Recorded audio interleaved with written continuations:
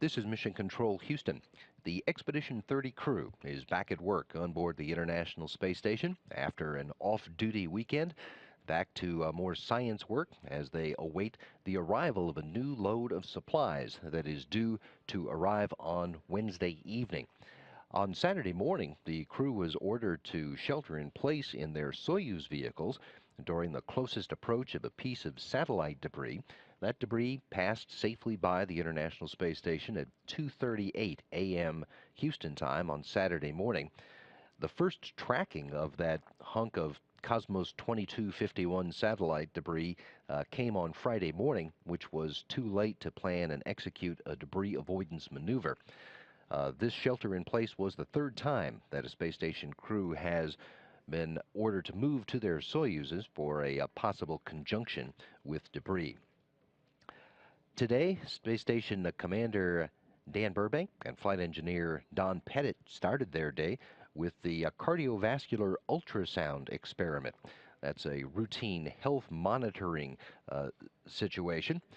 Burbank set up then the integrated cardiovascular monitoring equipment for later use, and he also prepared for some upcoming airlock filter maintenance. He later joined flight engineer Don Pettit and Andre Cowpers for an automated transfer vehicle transfer conference in advance of the European cargo ship's arrival later this week.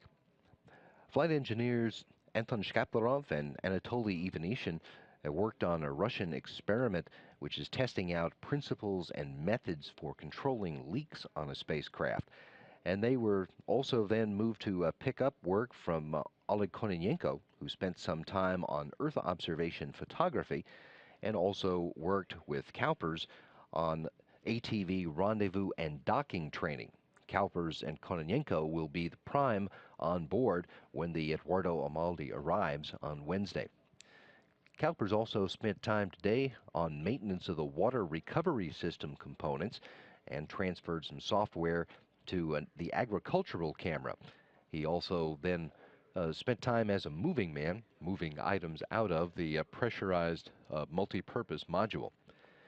Don Pettit started his day installing new batteries in the 4 crew quarters that are located in node number 2, and spent time in his afternoon setting up hardware for operations with the experiment burning and suppression of solids.